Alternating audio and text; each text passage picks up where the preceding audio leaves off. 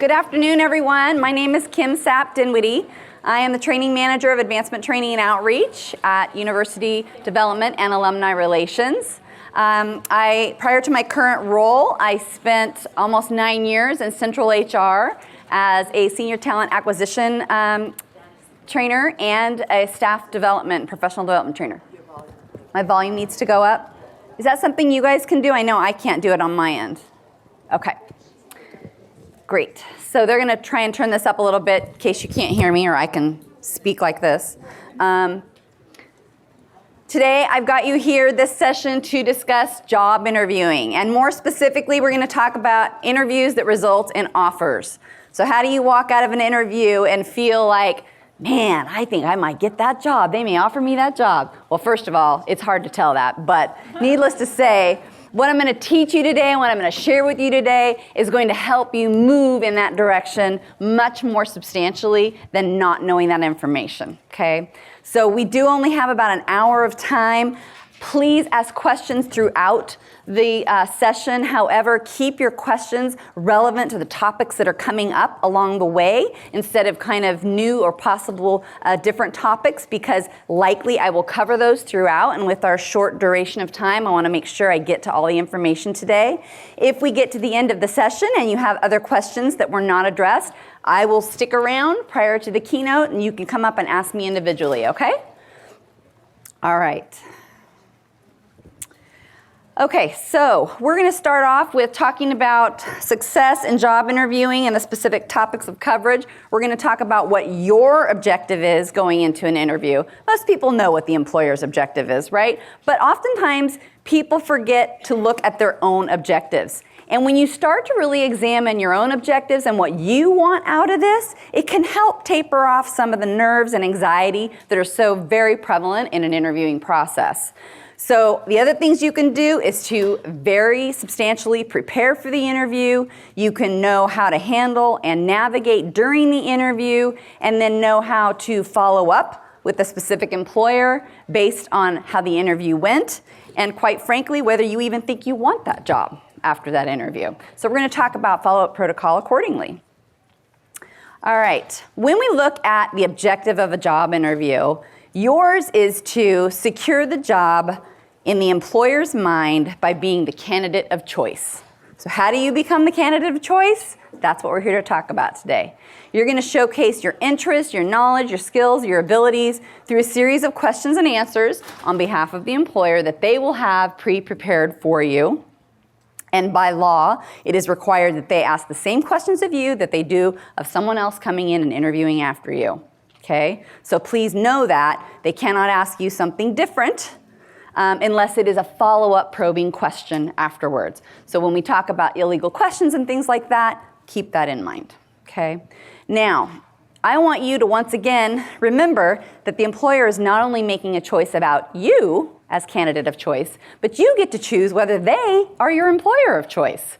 So this is a two-way street, and employers often forget to realize that you get to choose them potentially as well. So it makes sense for them to market themselves to you just as you're marketing yourself to them. And in that way, it's a two-way assessment. I really find that if you can get that in your mind, you're going to feel better and more comfortable walking into an interview. Okay? You also need to think about it relative to the nature of the questions that are being asked throughout this interview. If you're asked 8 of 12 questions are about handling difficult people, you might reconsider that job. Maybe about a lot of challenge in the workplace, okay? Just something to think about. All right. Employer's job interview objective, they have these kinds of questions in mind, okay? Can you do the job? Can you work well with others on the team, the manager? Can you work well independently? How well are you going to fit into the organization, the culture, the environment? And will you be engaged in this role? Do you have some growth potential? Or is it, in their mind, too lateral for you? And they get to make that decision based on what you share in the interview. So there's a way to be strategic about that. What do you bring to the table? What fresh perspectives or solutions might you have? These are the things that an employer has on the top of their mind when you walk in for that interview, okay? When you prepare for an interview, there's a lot of things that you can do to really set yourself apart. Okay, first of all, one of my colleagues turned me on recently to this really awesome document that, again, if you did not receive, you're going to get it after the conference. But it is by a gentleman named Marcus Buckingham, who had conducted a lot of interviews. And he points out that the most important person in the room in an interview isn't you. It's all the other people who are considering you as their candidate of choice. So when you do your research, you want to really look at not only the organization itself, but what initiatives are going on, what people are handling those initiatives. Maybe you can not only find this stuff on the internet, but through some colleagues who know somebody, and really learn about the job and the initiatives going on. And then in the end state, when they turn it around to you and they say, do you have any questions for us? You better believe you need to ask questions. And they need to be very relevant, that highlight the research that you did. This is a selling piece for you. Also, when you think about walking into a job interview scenario, one of the best ways you can prepare is to create a job description sort of checklist for yourself. So every single responsibility highlighted for this new job, every single requirement to walk into this job, put a checklist together, and then indicate to the side of that responsibility or that requirement what you did in your past jobs that really feature your demonstrated ability to handle that responsibility, or your demonstrated ability to show that you got that requirement checked off your list and covered. Okay, so those are the critical things to think about when you prepare not only the research, but again, can you provide an example when they ask you about a project that you did and what were your successes and what things didn't go well? Have in mind not just all the wonderful things that you did, but the things that maybe didn't go so well and how you overcame them. They're going to ask you questions like that. We're going to talk more in depth about how to handle those as well. Now, the other things for preparing are making sure you have a 2-minute introduction in place. So the way to think about a 2-minute introduction is that when you walk into an elevator and someone says, oh, so I see you've done such and such. How long have you been doing that? Or something like that. You're going to have 2 minutes where you say, oh, well, I started out this, I did education here, I did this, and then I led into a job handling such and such. And you're going to have sort of a career path explanation in 2 minutes. That 2-minute introduction becomes oftentimes a way for you to answer the very first question, often commonplace in an interview, which is, why do you want this job, or why are you interested in this job? The 2-minute introduction is the common type of answer that one would give to that type of question. So you want to have that prepared well in advance and be very comfortable with it. We're going to talk a little bit more about that as well. But the other thing is, if you were here for the resume writing session and you heard the concept of PARS in preparation for your document and resume writing, citing problems, situations, projects, as well as the action you took in handling those projects and the result derived, that is preparing you for behavioral-based interview questions. And we're going to talk a lot about behavioral-based interview questions. PARS is a way for you to ensure that you can easily recall from that checklist you created about a project where you can demonstrate something that they said in that job you'd be responsible for. That's going to be a way for you to pull from that experience and cite that demonstratable example. All right, now questions to prepare from your checklist. Obviously, you want to be able to cite an example for every responsibility or requirement, and you want to be able to talk about how you accomplish those things and what challenges you had in each situation, so you're prepared for that. Again, PARS stands for P for project, problem, or situation, action, result, and summarizing those three. This is the remedy and the answer protocol to nearly every behavioral-based question you're going to get. The good news is behavioral-based interviewing helps you tell the company in advance, let me go to that, here we are, tells the company in advance whether you're going to be able to handle this job or not. And they're going to very easily provide you with the questions. Behavioral-based interviews are generally in about 3 parts. Tell me about a time when you did A, B, and C. What was happening while it was handling? How did you handle it? Or whatever. You're going to hear a 3-part question, and it's actually easier on you because then you don't have to do guesswork about what they really want to know. They're being deliberate and they're being exact in the nature of their questions. So, for example, in behavioral interviewing, tell me about a specific project you managed. Who were the stakeholders? What were their roles? Working backward, what were the milestones? Did you miss a milestone at any point? And what did you do when you did? Okay, that's a perfect example of a behavioral-based interview question. And then tell me about a specific time when you had a disagreement with your boss or your coworker. What was the situation? How did you handle it? How did the conflict get resolved? And would you do anything differently?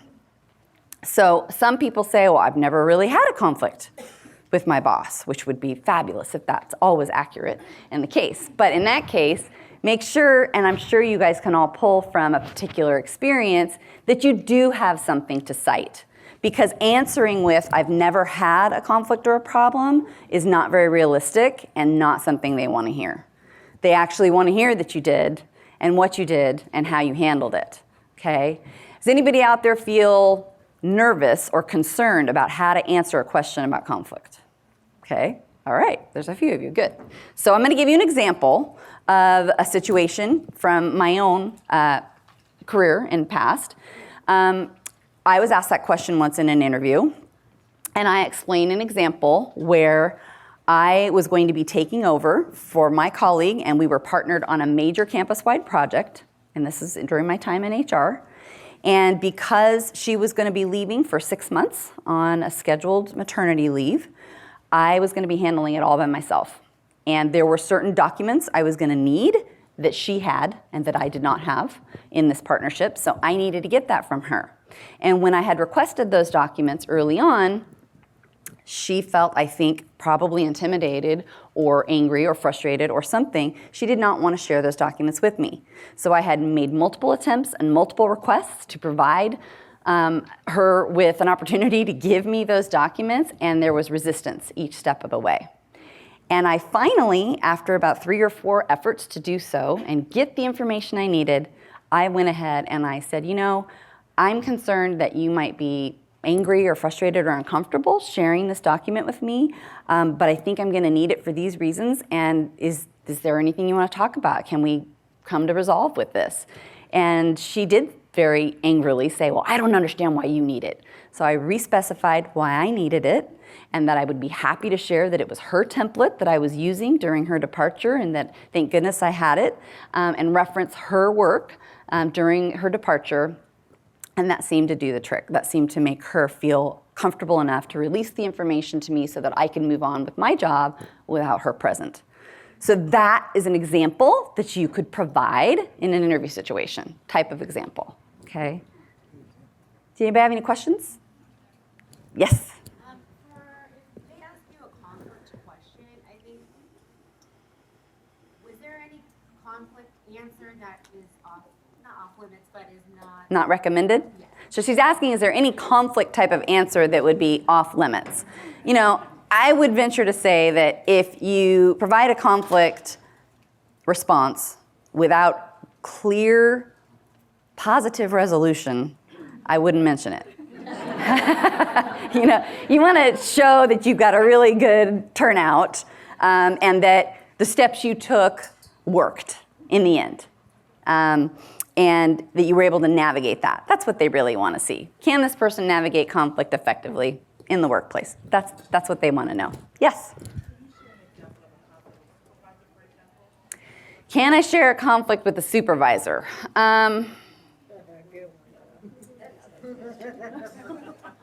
You know, I really can't think of one right now, honestly.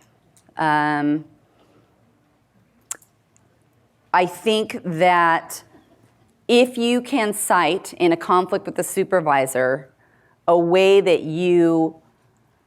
if there was a conflict and you made a proposition about how to resolve the conflict and you presented them with multiple resolutions that created choice on behalf of that supervisor, and all the choices were beneficial to you and the organization and helped them navigate it and help you navigate it, and the end state of the decision they made got you both to where you needed to go, I think I would move in that type of a direction, but I don't have a story for you, much like I did the last one.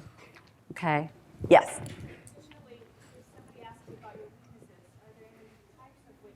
We're absolutely going to cover weaknesses, okay? Hold off just one moment and I will get that question answered, but I want to backtrack just a little bit here. Does everybody understand what I mean by PARs in behavioral-based questions? Because here you see the nature of behavioral-based questions and a couple of examples. All three parts are present here, where you're having to feature the problem, the situation, or the project, the action you took, and the result, and then sometimes specifying challenges you had along the way. Those are commonplace components of a behavioral-based question. So I just want to make sure you understand those. And then we'll go ahead and move on to other job interview scenarios. So of the questions you are going to be asked, generally you're asked about 12 to 13 questions in 90 minutes. In an hour, you're asked 8 to 9 questions, generally speaking, and you're allotted about 5 to 7 minutes to answer each of those questions in those scenarios. 85 to 90% of those questions asked of you are going to be behavioral based. They're going to be just like the ones we went over, where it's usually 3 to 4 parts per question, and they are deliberately asking you the questions. Do not be afraid when they ask you what's more than 3 parts, or even in this 3-part question, what seems like multiple, maybe 5 questions, don't be afraid to ask them the question again. And make sure you indicate when you're walking into that interview, I want to be sure I provide you with all the information you want from me today, so I'm going to be jotting down some notes while you ask me those questions so that I can be sure and capture everything you want answers to.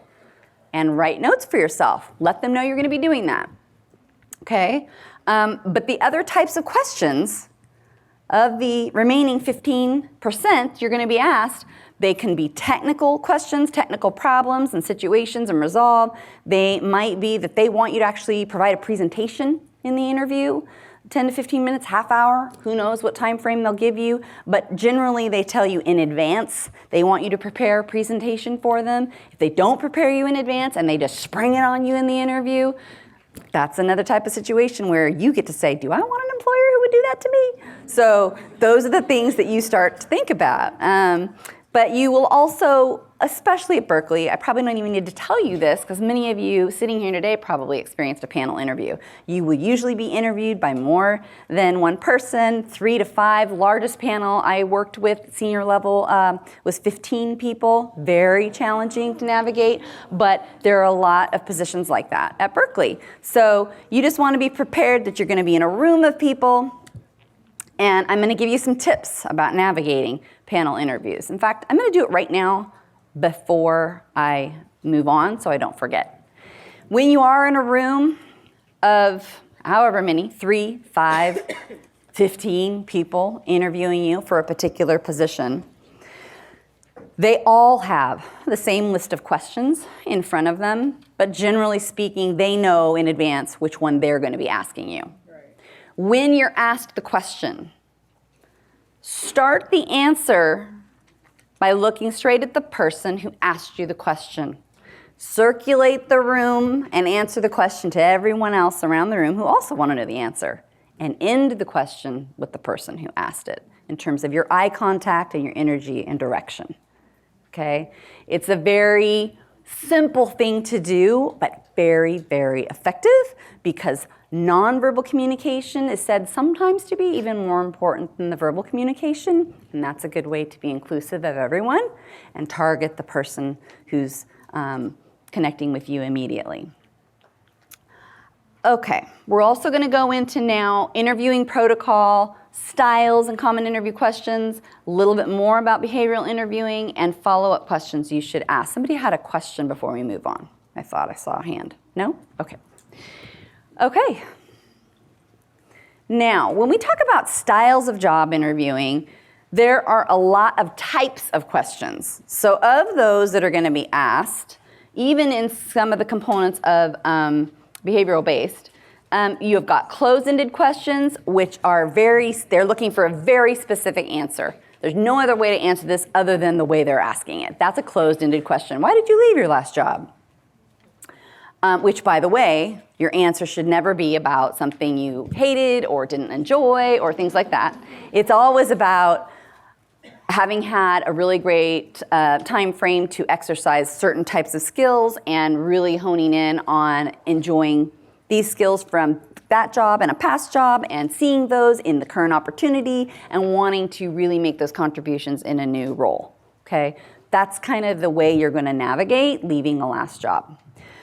Open-ended questions, tell me about yourself or tell me about your supervisory experience, for example. The tell me about yourself or why are you interested in this job is a very, very, very common opener for almost all interviews I have ever done at Berkeley. So that's what I would recommend you be prepared for, and that 2-minute introduction is gonna be the one to assist you with that, okay? Accomplishment-based questions are, tell me about your most recent job-related accomplishment, for example.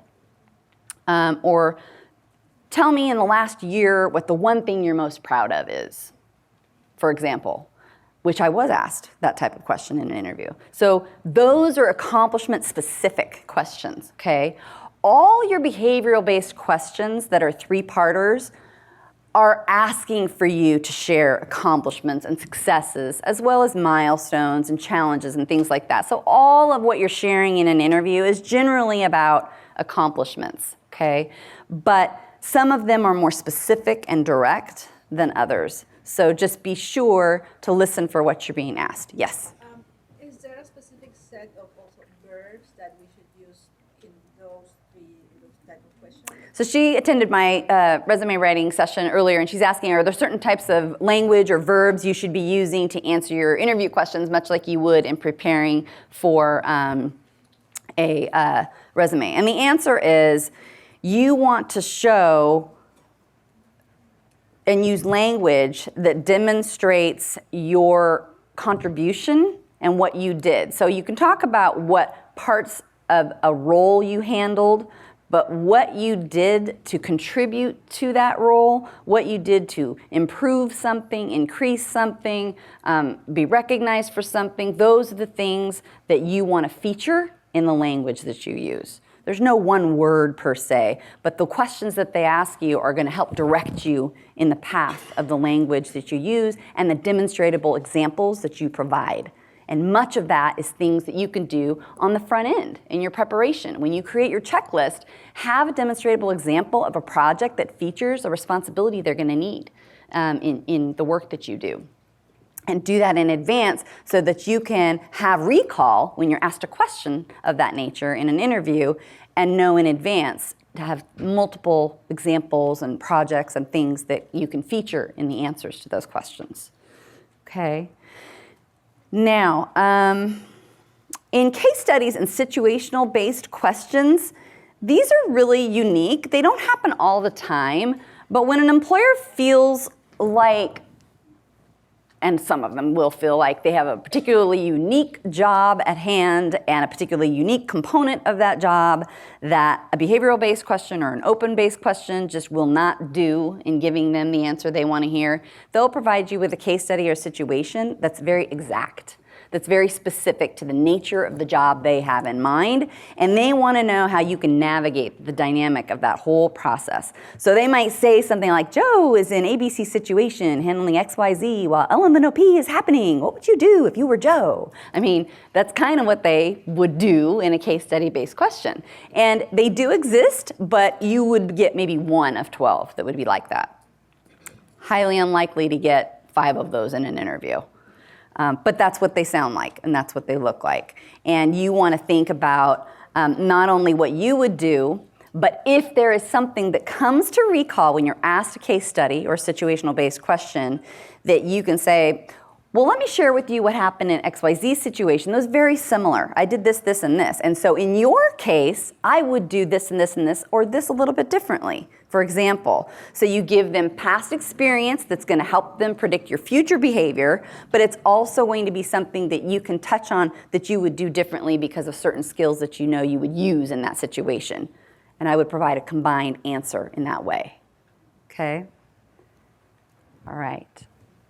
So the other things that The accomplishment-based or closed-ended questions or open-ended questions or case studies are going to be about are things like your strengths, your weaknesses, areas of growth, the areas you think you need to grow in, your people or team working skills, what your managers and coworkers would say about you, something you've learned in your past job, experience that are specific to the demands of the job, and projects that did or did not go well, and of course your successes are all throughout the answers in a job interview. Somebody asked earlier about weaknesses, and this is where I'm going to address that. So there is still quite possibly a question that is simply, what is your greatest weakness? I don't know if it would be asked quite so clear and direct as that, but it might also be, what do you think is your greatest area of improvement, or something like that. It may be phrased a little bit differently. But the greatest tip I got years ago during my graduate work that I think is still extremely effective today is every weakness that you point out in an interview should be experiential in nature. It should not be a character flaw or a personality trait. Okay? An employer can provide you with training, but they can't change who you are if there's something about you that you cite that they don't particularly like. So it may be that when you look at the list of specific responsibilities and requirements for a given job, that you see there's one particular area, oh, I don't have a lot of experience doing that. I have a little bit, but not a lot. When you answer the question about weakness, you say, after reviewing the job description very clearly and understanding the different things that I've done in past work that would heavily contribute to this role, the one area that I don't have quite as much experience in is such and such, whatever the answer is. But I do feel that my experience handling this, that, and the other thing creates a good foundation for me to learn that quickly, and I'm more than happy to take immediate training to address that area of lacking skill, or whatever the case may be. So you want to specify a skill component of weakness, experiential component of weakness, not, don't ever say, well, I can be a perfectionist. They hate that kind of answer. Don't give them that kind of answer. Be very specific and answer in a way that shows you really did your homework. You looked at this job. You understand how it's related to what you've done and what you haven't done. And the other thing that I think is very effective is in this handout on Marcus Buckingham, one of the things he talks about is not only providing answers to questions that really feature your successes and what you do well, but point out situations when you do your best work. And I really like that twist on it. Tell them situations when you do your best work so that you're also setting yourself up for explaining to them what kind of culture and environment you are most effective in. That can be a very effective strategy for selling yourself as well. Any questions about these areas? Okay, when you are in an interview and you now have the opportunity whereby tables are turned and they say to you, all right, now's the time in the interview where you get to ask questions of us. Don't ever say, when they say, do you have any questions, say, no, I'm good. You don't ever want to do that. You actually want to say, yes, I do have a few questions.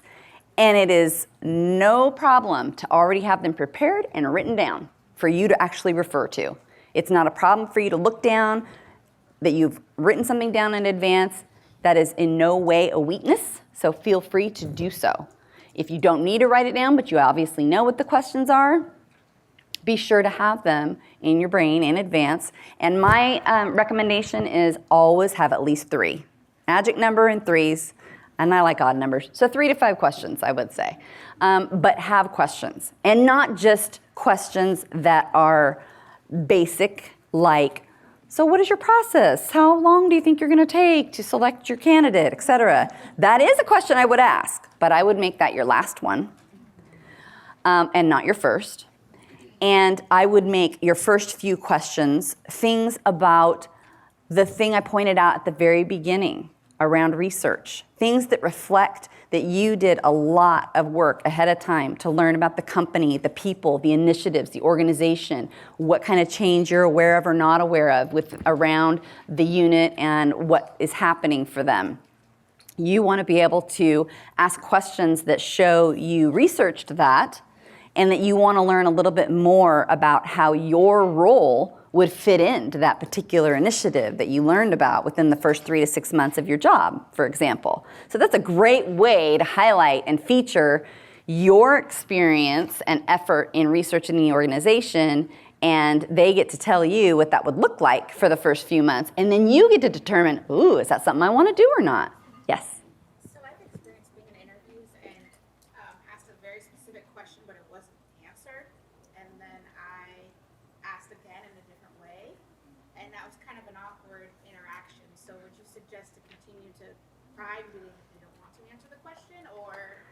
So I don't know if you all heard this, but she's basically saying and asking that if you're in an interview and you ask a question and they deflect and they don't answer, and then she brought it up again in a different way to try and get her answer, and it was still deflected and therefore becoming awkward. Do you persist and ask yet again in another way? You know, I can't really completely answer that because it's going to be a little different dynamic in each situation, but if they're not answering the question, there's probably something around it that's not a good answer. And so in that situation, I would probably make a judgment call that this could really be a sticky part of the situation that they're not willing to answer. And that's one of those things where you get to decide, is that something I want to walk into? So the way that they handle that tells you a lot. It may not tell you exactly what you want, but it may tell you something else that you do. So I think that if you can be very diplomatic and perhaps interject that piece of a question into another type of question in a third way, maybe you approach it again. But I think it's going to be different in each situation. So I'm not sure I can exactly answer that. Yes? And what about doing a follow-up question by email? Because maybe they couldn't answer it because the concern one of the people in the room and you want to be sensitive to that. You know, she's asking, should you maybe perhaps if, because this is often panel settings for multiple folks interviewing somebody, maybe the question was sensitive to a particular individual on the panel, and could you approach it with an email afterwards to your main contact or your recruiter?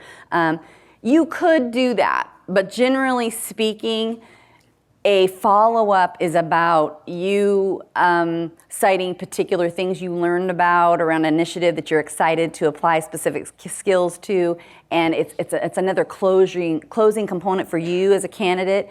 It doesn't remain to have certain components open yet, and my recommendation would be if you still have unanswered questions when you walk away and you get offered the job, ask before you accept an offer. When you get offered a job, you got a lot of latitude. And we're going to talk about what that will involve, especially around salary and offer negotiation. But that's when you have a little more power to ask an awkward question a third time, perhaps, if it didn't quite feel right in that moment. Yes, Kat. What if they ask you a question about your salary, your past salary? Are you obligated to answer that? So in an interview, if you are asked about past salary, which isn't typically commonplace, it's usually something they ask as a screening component before they bring you in for an interview. It's not usually asked in a panel setting because of also equity issues and things like that. They usually don't. But if they talk about salary and you don't want to reference the actual number in the moment during the interview, you can say, I did provide all that information to the initial screening, so I'm happy to share it again, but is that sufficient? And you can ask them if that was enough. Do you see what I'm saying? So you don't have to necessarily bring it up in the room, but it's really uncommon for them to ask you about your money situation in the actual interview. They usually want to know about your skills in that situation. Yes?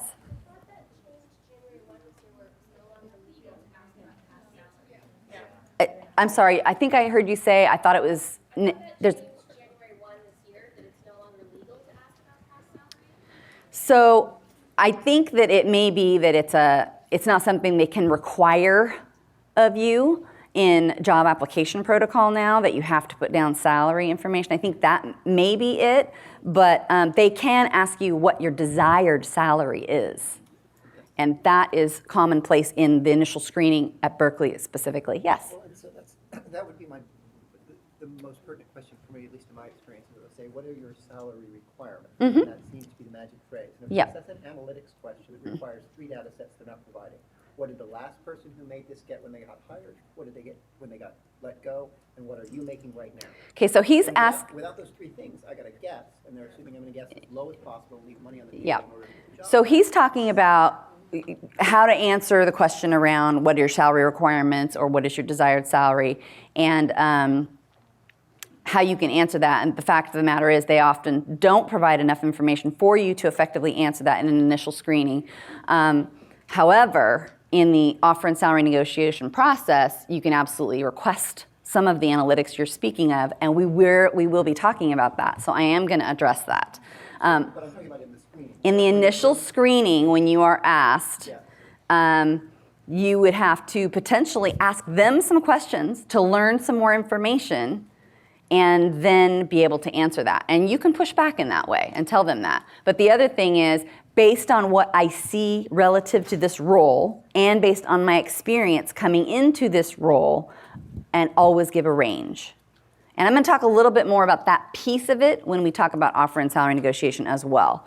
So I will get back to that. Yes? Is it now acceptable to be able to ask, because especially at Berkeley, job postings do not have a salary range listed They often on the do job not. They description, often do not, yeah. on the job posting. So is it now acceptable in the initial screening for the interviewee to ask what's the salary range for this position? So you can ask what the salary range is, but you can also go to Berkeley's website, HR website, and find it because it's public information. Yeah, it's So really a large range though, right? it's huge range. Yeah. So it's a huge range. And I can tell you that usual protocol is low point to midpoint. Very seldom, no matter even if you're got everything they're asking for and you've got all the qualifications, are they going to bring you above midpoint into a job? However, we're going to get to salary at the end of today's session, and I'm going to tell you all kinds of awesome salary negotiation techniques that address just what you brought up, okay? So when we talk about the questions you should ask, just make sure you hone in on the things that are important to you and the things that will help sell you, even yet again, by the nature of those questions. So talking about the organization, the initiatives, what you learn, how that will involve you in the first 3 to 6 months or year. One of the questions I like to ask is, you've just had 90 minutes to learn about me. What do you think will be my greatest challenge coming into this role? I love that question. And it puts them on the spot a little bit, but if you do it in a very diplomatic way, I think that they like it because it also tells you what you need to be concerned about, what's going to be tough for you moving in there. And if the answer they give you is like, oh, no problem, I got that, that's helpful to you when you're making your own decision. The other thing you can ask is, who will my supervisor be? What is that person's style? How many people are on the team? How does the team work together? If you were to describe the team in 3 words, what would they be? I mean, you can get creative with this. The questions you ask are going to tell them a little bit about you also. So you can think about, what do I want them to know about me some more based on the questions that I'm asking? Okay, I'm just giving you a few samples, right?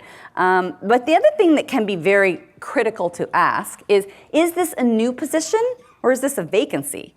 Is someone leaving this and am I filling another spot? Or is this a brand new position that was just created? I'll get you in 1 second. Is this a new position that was just created and therefore there's a new budget applied to it? And so that's a good question to sometimes ask. You already may know the answer, and so you don't need to ask that, but in certain cases, maybe you don't know. And asking how secure the budget allotted for that role when it's brand new can be very valuable in some unstable times, right? Yes, what's your question? What are your thoughts about asking about whether there are already internal candidates applying for that position? So asking, are there other internal, when you're an internal candidate yourself, are there, oh, when you're not an internal, are you considering, oh, well, if you're not an internal candidate and there are other, I don't think I would ask that. It's just a political recommendation that I would make to you right now, because they could take that really the wrong way, that you might imply with asking, are there internal candidates for this position? You may be implying that they need to be careful because they shouldn't necessarily have a shoe-in for someone internal. And I mean, they could just turn it around in a negative way. So I would focus on you as candidate. How do you demonstrate the ability to do everything they're asking of you? And that's what I would focus on. Yeah. Yes? If you get a curveball question that you feel pretty unprepared for, do you have any tips to buy yourself some time to respond? Okay, so did everybody hear that? If you get a curveball question that is totally like throwing you for a loop and you just are immediately like, tongue-tied, you don't know how to answer it, is there any way you can buy yourself some time? It is perfectly acceptable to say, that's a good question. Let me think about that a minute. Or you heard it fine, but you want them to repeat it to give you some time. So that's another way to do it. And take a moment and jot down some notes. Write the question down, do some recall, take a moment, say, let me reflect on a couple of my projects a minute, and write some notes down. It's your time, take it. Do not let the dynamic of the situation create that anxiety. It's already anxiety producing enough. Don't be afraid to say, let me think about that a moment. Because thinking about it for 15 seconds and creating that awkward silence is much more effective than blurting out an answer you don't feel good about. I highly recommend taking on the awkward silence and creating a good answer over an initial type of answer, gut reaction. It's a great question. Yes? If you are applying for a position and you are an internal candidate and you know the people because you've worked with them and you know the dynamic of the team and everything, is it still appropriate to ask if there are other internal candidates? If you're an internal candidate, it is appropriate to ask if there's other internal candidates. I still wouldn't touch it. I don't recommend it. It's got some political weight attached to it, and I just wouldn't go there.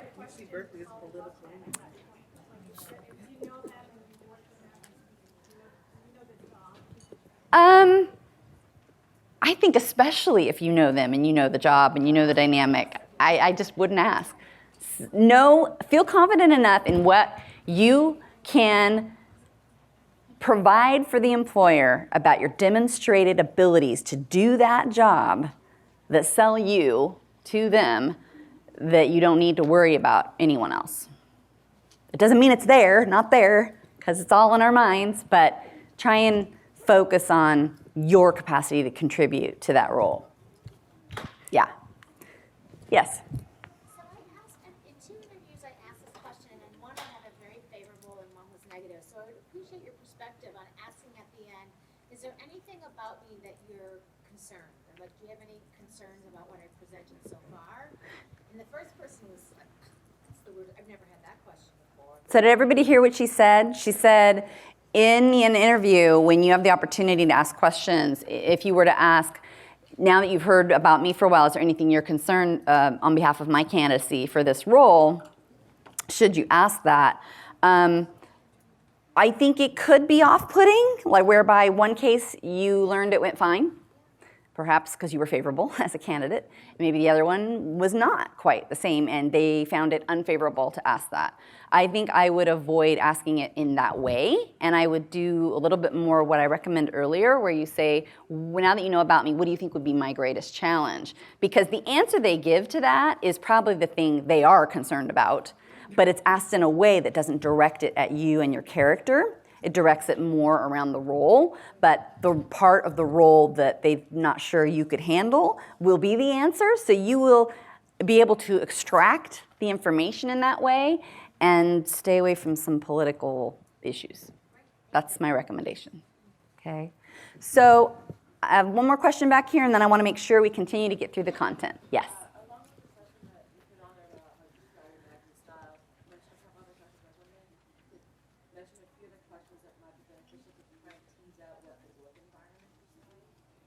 Yeah, she's asking, what kind of questions you could ask to get an understanding of the work environment.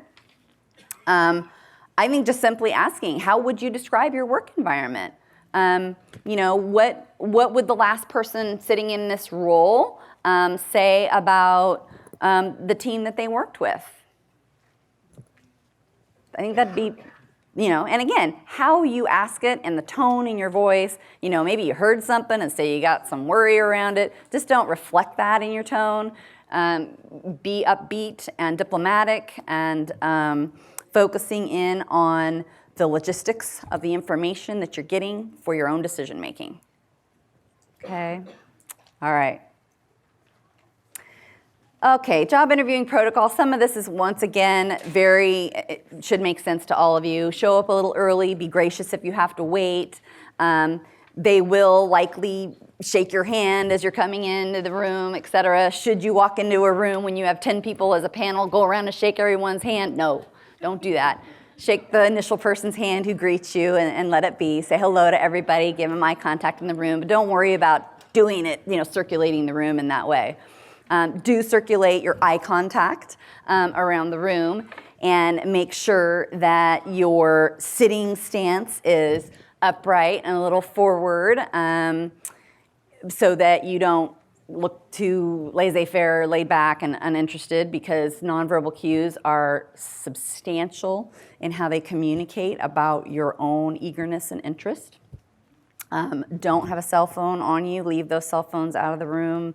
And of course, be professional and job appropriate. Now, some people might say, job appropriate. Well, if I come in a suit, they're not going to like it. So dress more business casual. However, they all know you have jeans at home. So go in your best work attire, because they're going to know you're dressed for an interview, which is appropriate. And it's fine if you're a little overdressed. Better to be over than under, I would say.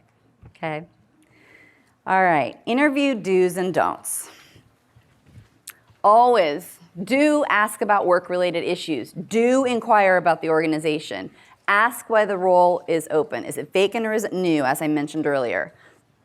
Thank the interviewers. Ask for a business card from the hiring manager or the search committee chair. You do not have to have a business card from every single panelist on the interview, and you do not need to email every single panelist on the interview. But the person who was your main contact from the beginning of the process, you would send your thank you email nowadays, it's all electronic, to that person and request they circulate it to the panel members, okay? Which they will do for you. So you don't need to get a business card for every single person. Unless it's just 3 people, maybe you would. But if it's 10 or 15, it's not necessary. Ask good follow-up questions. Always ask at least 3, perhaps 5. Ask about the hiring process, always. I said don't ask it initially, but make it one of your final questions in your series of follow-up questions, okay? Ask about where they're at in their process, how many more weeks of interviewing, when do they foresee making a decision, and what is their contact protocol, how will you be notified whether you do or do not get the position. Well, I would say if I do not get the position, because they're going to call you if you do, but ask what the protocol is, okay? That's good to ask because, unfortunately, a lot of people don't get the proper courtesy as a candidate to be followed up with, and they just get this ridiculous email that says, you are no longer considered. Thank you for applying. It's unfortunate, but it does happen. So ask them, because it may force them to do the right thing and call you instead of just getting an email. All right. Don't ask about salary, benefits, telecommuting, etc. You wait till you have a job offer before you ask these things. You can ask them after the offer, and we're about to get into that, but don't wait. Don't do it initially. Also, don't talk about, I planned this vacation way before, so I won't be here the first month of the job. You don't want to do that either. You'll let them know that after you accept the job. And you also don't want to discuss, if you're interviewing elsewhere, and this isn't the only interview you have, you don't want to talk about the interviews with other organizations. They can and do, especially if you're a favorable candidate, ask you, are you entertaining other opportunities? Are you interviewing elsewhere? And you can say, yes, I am considering other opportunities. That's it. Simple as that. That's all you need to do. They just need to know, do I need to move on this? Do I need to offer this person quickly? That's what they need to know. Okay? But don't go into any more detail than that. Don't talk about family or personal issues. Number one, just because it's not proper protocol for interviewing, but also it opens up way too many opportunities for discrimination. And you don't want that. You're going to be talking about the skills and qualifications you have as the candidate of choice for them to select you for that job. That is your focus. You also don't want to badmouth a current employer. I love this part, no matter how bad it was, because we've all probably had a really bad, situation. But you just don't reference it, and you talk about the positive skills and things that were done in a particular job in each of your demonstratable opportunities and examples. Okay. Somebody had a question? No? Yes. Okay, so sorry, going to this point about asking about salary. So is it really still expected that, because sometimes even at Berkeley, you'll go to 3 interviews, so you're really supposed to go through that whole process having no idea how, I mean, you could look up the range, but you don't know how much the department has budgeted. You could go through that whole process to then have them give you an offer that's like something you would never even consider. So that's still kind of, because I know that's always been a taboo issue of like when to ask about salary. Yep. So she's whether you have to wait until you're offered. So it's just such a long process that I'm surprised that that's still the standard. So what she's asking about is, do I really need to go through all these horrible steps before I even know whether or not the salary range they're going to offer me is doable for me? And there's a couple things I would recommend, and we're just about to get into issues of salary negotiation, but we have really limited time. So I can tell you that they know if you are a current Berkeley employee and you are looking for another opportunity at Berkeley, they can look you up. Their HR people can look up where you're at, and they can know in advance if you are way out of their league. They probably know that. So you can assume they know how much I make. Most people want at least what they make at present. Okay, so you can feel assured about that capacity for them to understand and do their own research if they don't ask you in the initial screening about salary requirements, okay? So let's go ahead and jump to salary negotiation, and I'll talk about final steps towards the very end if we have the time. Because this is something everybody really wants to know about, okay? So at Berkeley, at Berkeley, salary is organized in a quartile system. So what that means is when you look at the lowest point of the range and the highest point of the range, and it's, 40 grand or something like that. It's very big. Your midpoint, once again, is commonplace for most Berkeley employers and units not to exceed upon hire, is that midpoint. But there's a reason around it, and when you know the reasons around it, it gives you the opportunity to negotiate differently, okay?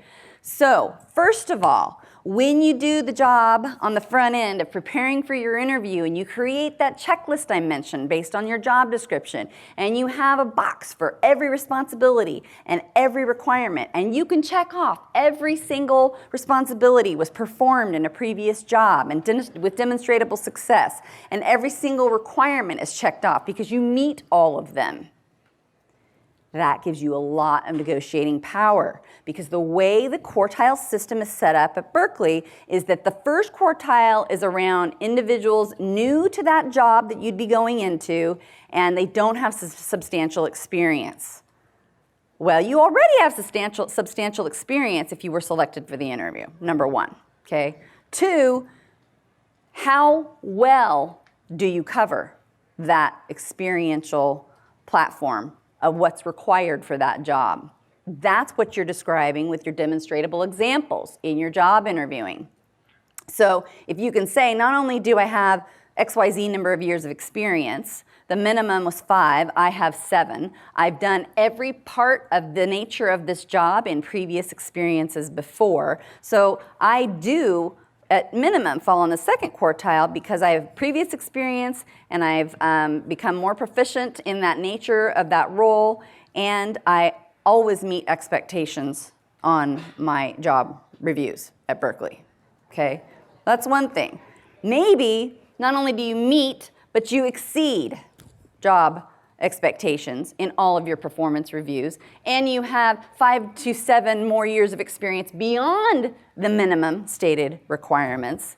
These are the things that are going to help you negotiate your compensation relative to that quartile. Okay? Those are the things that you want to use when you explain the range you're going to provide. Number one, always provide a range, never a specific number. The range needs to be whereby the lower number in the range is your desired salary, not the higher, because they're going to give you the lower. Of course they're going to give you the lower.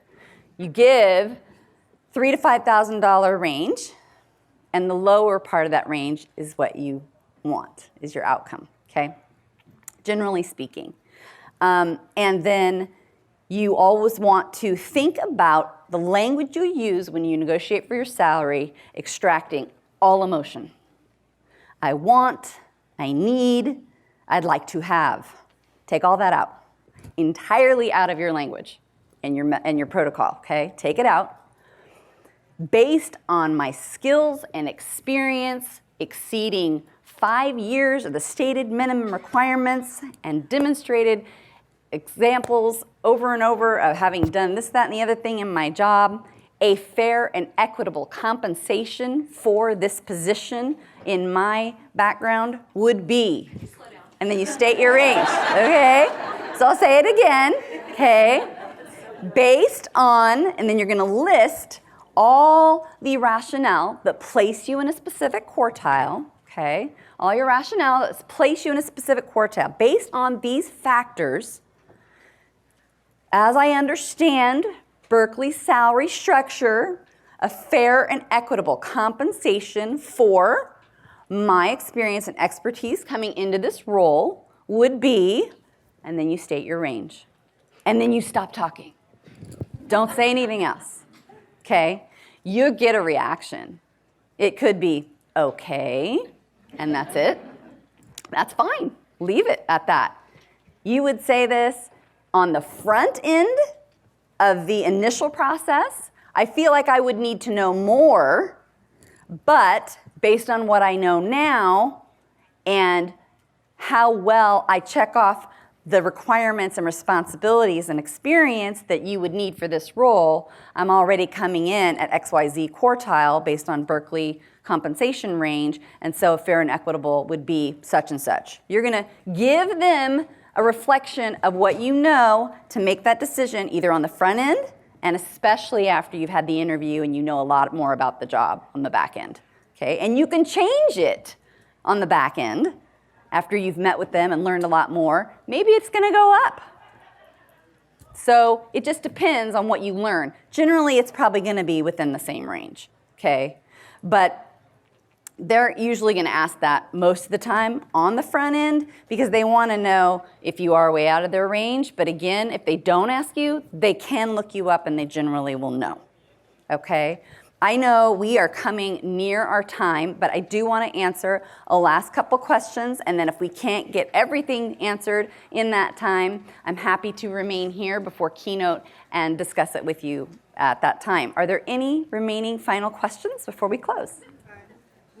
When they ask you, why did you leave your job, and you know that the reason you left was because there was no room for advancement, like you kept trying, and then they kept hiring somebody else who wasn't qualified, kept looking you over and over, and you finally just said, "I'm out." How do you express that in a way? So what she's asking is, in a situation where the true reason you're leaving your opportunity and moving on to another opportunity is because there's no growth for you there, there's no way for you to advance in your current unit based on multiple possible factors. How do you navigate that? And again, I wouldn't specify the exactness of that truth, but what I would say is I'm really looking for an opportunity where I can utilize my skills involving such and such in a different way, or maybe it is a specific topic coverage that unit handles. Maybe it's a specific unit that you're personally interested in.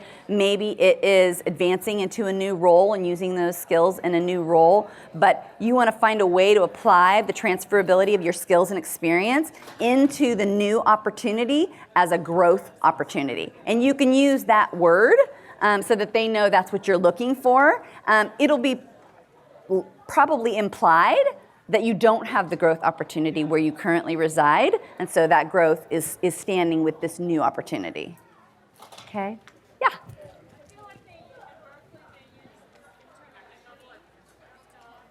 Oh, yeah. Yeah. So she's asking, I feel like at Berkeley they use rationale around internal unit equity for reasoning around why they can't give you certain amount. And I would probably not immediately say, okay, and accept that. But I would say, I understand every unit has issues of internal equity, and that those issues of equity are assessed annually.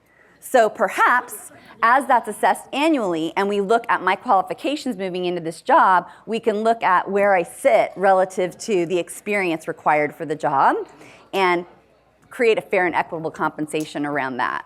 So basically, you're deflecting in a very diplomatic way. Other questions? Yes. Oftentimes asked where I see myself in the next 5 years. And I guess as a position, the growth opportunity is to eventually become, let's say, a supervisor, and the supervisor asks you that question. How do you navigate that? Okay, so I only heard parts of that, so I'm sorry. Can you repeat it? Oftentimes asked, in 5 years, where do you see yourself? And it's oftentimes a supervisor that's asking. And if the position is one where that is the kind of growth opportunity. Okay, I get it. So how do you not step on the toes of the person that's in the room that you eventually want their job, and they're asking you, where do you want to be in 5 years, and you want their job in 5 years? How do you navigate that? And I'm going to answer this question and close with that and address any following questions after that, because they want to prepare folks for the keynote. But essentially, you don't want to make their job and what they're about any part of your answer or intimidate you in any way. You want to talk about how application of specific skills that you've used in your past, whatever it is, 2 jobs, have put you in a place where you really enjoy and do your best work when you're having a situation in an environment like X, Y, and Z, and you're going to describe it. And so you see yourself having an opportunity to increasingly utilize those skills to benefit an organization and a unit. You can be a little more vague like that, or you can be direct and say, I'd love to be in a supervisory role at some point. It doesn't mean you're going to be in their supervisory role, but it's fine to say moving into supervisory and managerial positions, and I'm taking the opportunities with professional development courses and experience that Berkeley currently offers. So there's a way for you to do that without personalizing it around them, making it about your own professional career growth. So with that, I'm being nudged to close up. Thank you all. If you have any other questions, I will stick around.